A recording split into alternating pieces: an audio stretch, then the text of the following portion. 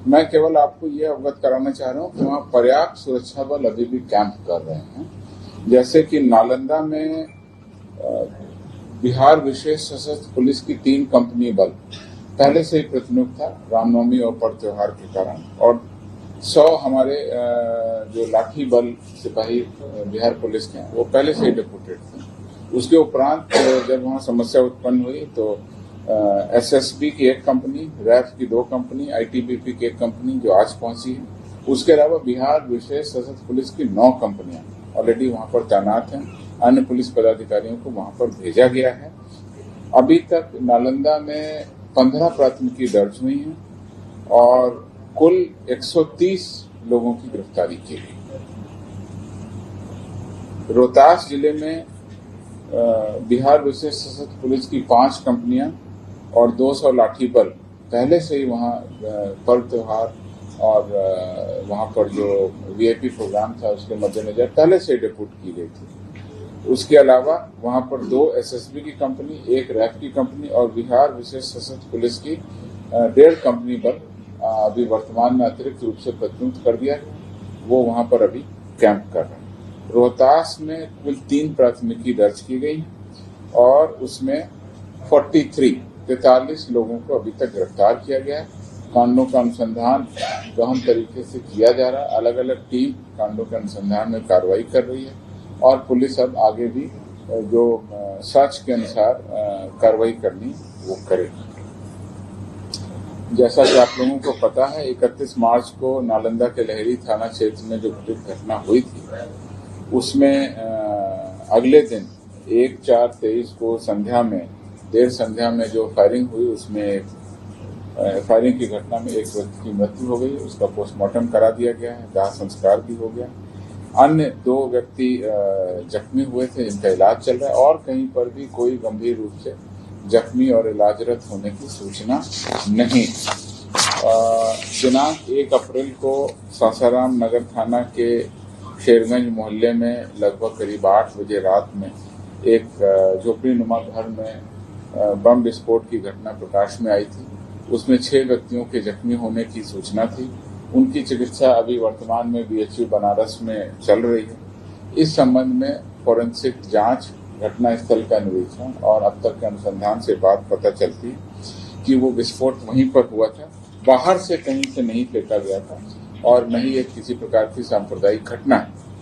इस संबंध में सासाराम नगर थाना कांड संख्या 277/73 दिनांक 2 अप्रैल 2023 10 नामजद अभियुक्तों के विरुद्ध दर्ज किया गया। घटना का कारण ऐसा लगता है अभी तक कि आपराधिक नियत से जख्मियों के द्वारा ही बम को हैंडल किया जा रहा था। उन सभी लोगों को इलाज के बाद गिरफ्तार कर जेल भेजा जाएगा।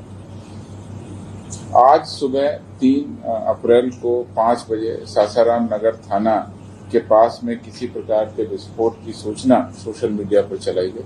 इस संबंध में भी तत्काल सत्यापन कर हम लोगों ने अपने सोशल मीडिया पर इसको वेरीफाई कर दिया गया। यह वास्तव में नगर थाना से 3 किलोमीटर दूर एक घर की बाहरी दीवार पर किसी अज्ञात के द्वारा पटाखा फोड़ा गया, जिससे वहां विस्फोट होने की अफवाह फैल गई।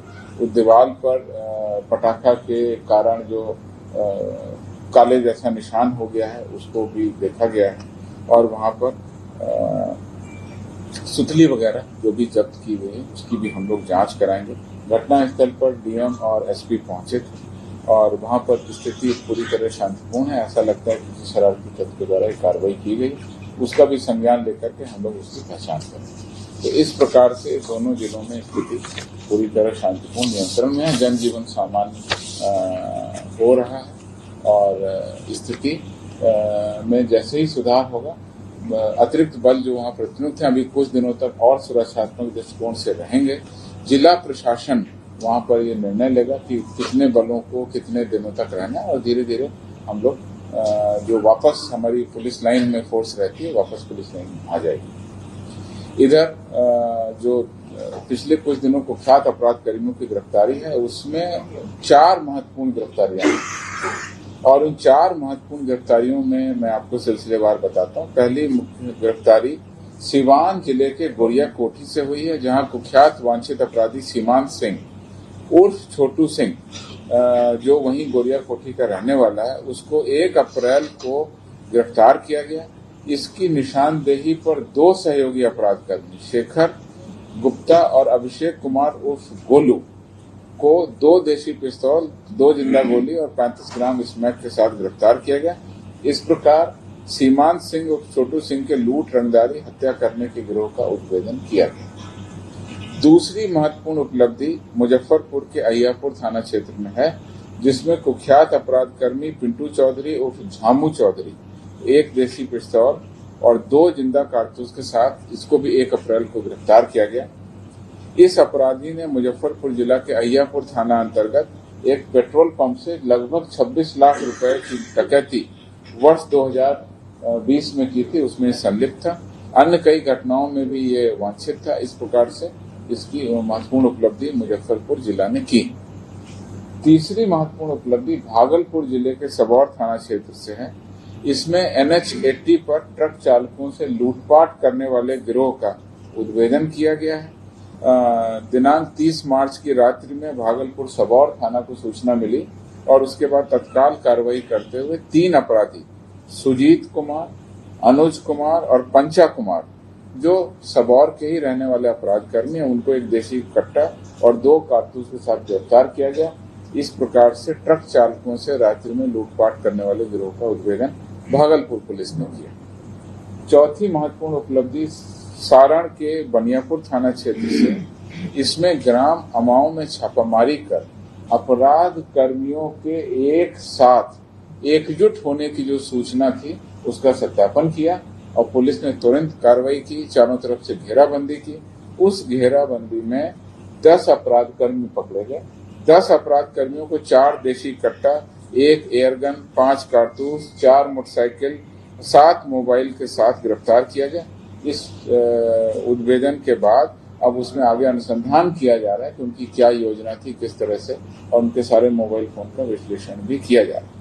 इस प्रकार से ये 4 महत्वपूर्ण उपलब्धि राज्य स्तर में मैं आपके सामने रख रहा हूँ।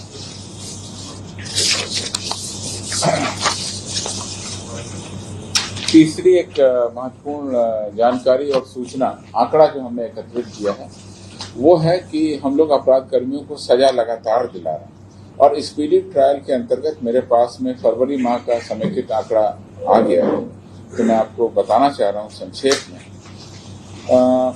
फरवरी माह में कुल 479 कांडों में 684 अभियुक्तों को सजा दिलाई गई, जिसमें से उन 684 अभियुक्तों में से 78 अभियुक्तों को आजीवन कारावास की सजा दी गई। 91 अभियुक्तों को 10 साल या उससे ज्यादा की सजा दी गई। और इसमें महत्वपूर्ण बात यह है कि पॉक्सो के 47 कांडों में भी सजा सुनाई है। पॉक्सो जो किशोर बच्चियों के साथ में बलात्कार या उत्पीड़न की जो घटनाओं से मामले हैं, उसमें 47 कांडों में 61 अभियुक्तों को सजा दी गई है फरवरी महीने में। इसी तरह से बलात्कार के 47 कांडों में 62 अभियुक्तों की सजा सुनाई गई। पिछले साल के आंकड़ों से अगर हम कंपैरिजन करें तो पिछले साल 2022 के फरवरी माह की तुलना में वर्ष 2023 के फरवरी माह में प्राय सभी अपराध के शीर्षों में अधिक अपराध कर्मियों को सजा सुनाई गई। बलात्कार के कांडों में इस वर्ष 62 अभियुक्तों को सजा सुनाई गई है, जबकि पिछले साल 31 अभियुक्तों को सजा सुनाई गई थी। इस प्रकार सजा की रफ्तार दुगनी हो गई। पॉक्सो अधिनियम में भी इस वर्ष जो फरवरी माह है उसमें 61 अभियुक्तों को सजा सुनाई गई, जबकि पिछले वर्ष 27 अभियुक्तों को सजा सुनाई गई। ये आंकड़ा भी 2 गुने से ज्यादा है। कुल जो कन्विक्शन है, टोटल जो कन्विक्शन है, वो भी इस बार लगभग दुगना है। पिछले फरवरी महीने में 318 अभियुक्तों को सजा सुनाई गई थी, जबकि इस बार जैसा आपको बताया 684 अभियुक्तों को सजा सुनाई गई। तो इस प्रकार से बिहार पुलिस लगातार त्वरित विचारण अर्थात स्पीडी ट्रायल के अंतर्गत अभियुक्तों को सजा दिलाने की कार्रवाई कर रही है और माननीय न्यायालयों के द्वारा ये जो सजा सुनाई गई है, इससे निश्चित रूप से अपराध नियंत्रण पर बहुत ही सकारात्मक प्रभाव पड़ेगा और अपराध कर्मियों में अपराध करने के पूर्व सजा का भय निश्चित रूप से फैलेगा। Thank you.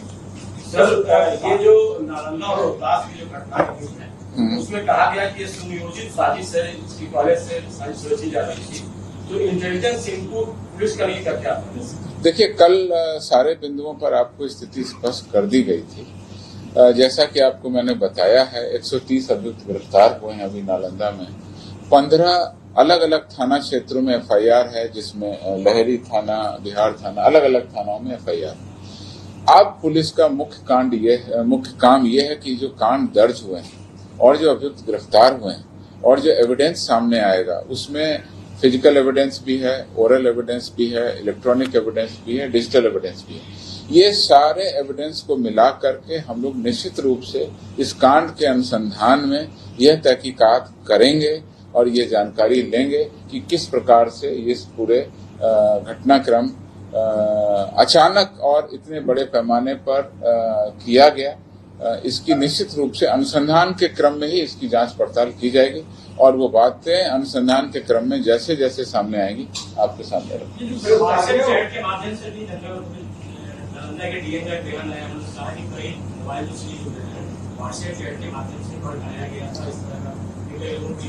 देखिए, मैं आपको ये बता रहा हूँ कि पुलिस ने जब अनुसंधान कर दिया है, अनुसंधान शुरू हो गया है, तो पुलिस के अनुसंधान का इंतजार करिए। मैंने आपको बार बार बताया है और फिर बता रहा हूँ कि डिजिटल एविडेंस बहुत बड़ा एविडेंस रहेगा, ओरल एविडेंस रहेगा, लोगों के बयान सामने आएंगे।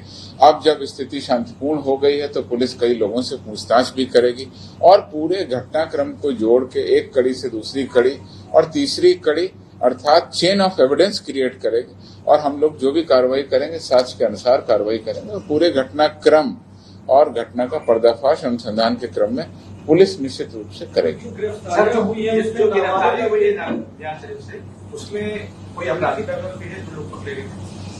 देखिए, अभी वो डेटा मेरे पास में नहीं आया है। हम लोग ये डेटा निश्चित रूप से कलेक्ट करेंगे और कि 130 जो गिरफ्तारियां हुई हैं नालंदा में, उसमें या बाकी रोहतास में भी जो गिरफ्तारी हुई 43, तो ये जो गिरफ्तारी हुई है इसमें किस तरह के लोग शामिल थे मैंने आपको बताया। जो अभियुक्त हैं उनसे आवश्यकता अनुसार रिमांड पर लेकर पूछताछ की जाएगी, किस तरह के बैकग्राउंड है। वो लोग भी ये बता सकेंगे कि उनको किसी ने क्या उकसाया था या किसके कहने पर वो इसमें पहुंचे या कैसे पहुंचे। तो पूरा घटनाक्रम अब आप एविडेंस, एफआईआर, अरेस्टेड पर्सन के बयान, विक्टिम जो हमारे विक्टिम हैं जिनको क्षति हुई है उनके बयान और आसपास के जो हमारे बयान है उसके आधार पर हम लोग निश्चित रूप से कांड के अनुसंधान में आगे बढ़ेंगे और बिहार पुलिस जब कांड के अनुसंधान में आगे बढ़ेगी, कोई नया तथ्य, कोई नया पैरामीटर सामने आएगा, आपको अवगत कराएंगे।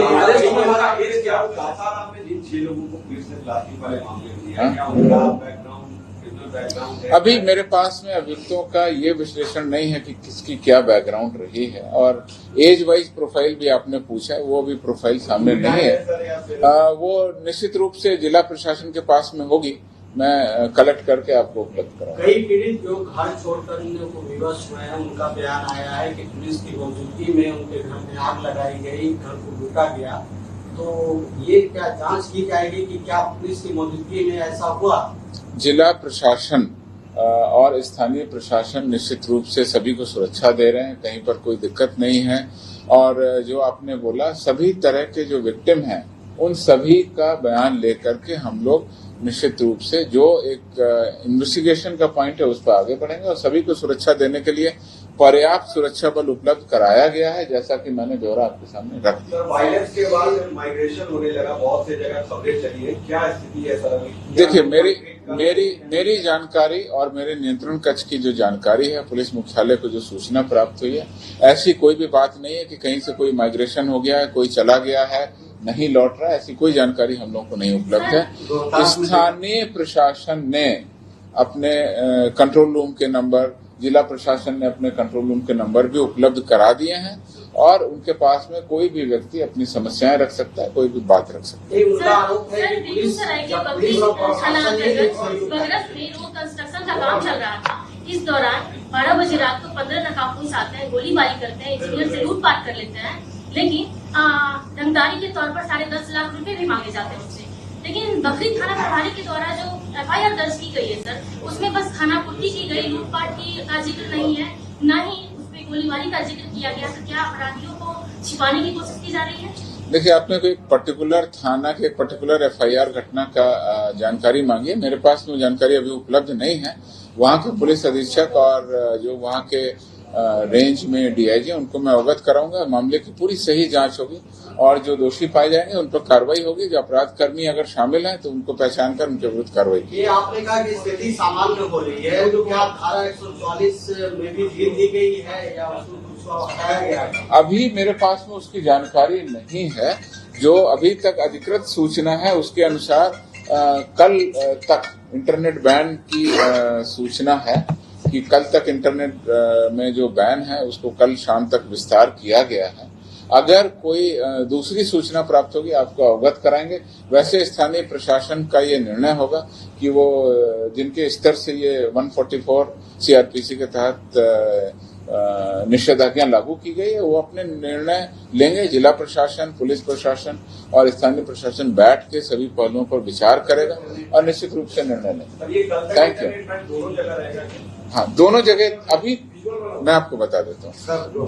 2 अप्रैल का जो नोटिफिकेशन है उस नोटिफिकेशन में ही ये लिखा हुआ है कि 4 अप्रैल की संध्या तक जो है इसको हम लोग अभी इसको बैन किया गया। अगर उसको रिवोक किया जाता है तो स्थिति नॉर्मल हो जाएगी। अगर रिवोक नहीं किया जाता है तो 4 बजे तक रहेगा। अगर इसको आगे बढ़ाया जाता है तो स्थिति आगे बदल जाएगी। अभी तक की जो स्थिति है मैंने आपको अवगत करा दिया। रोहतास में 4 बजे तक और नालंदा में रात के 9 बजे तक 4 तारीख तक इंटरनेट बैन की अधिसूचना निर्गत है। Thank you.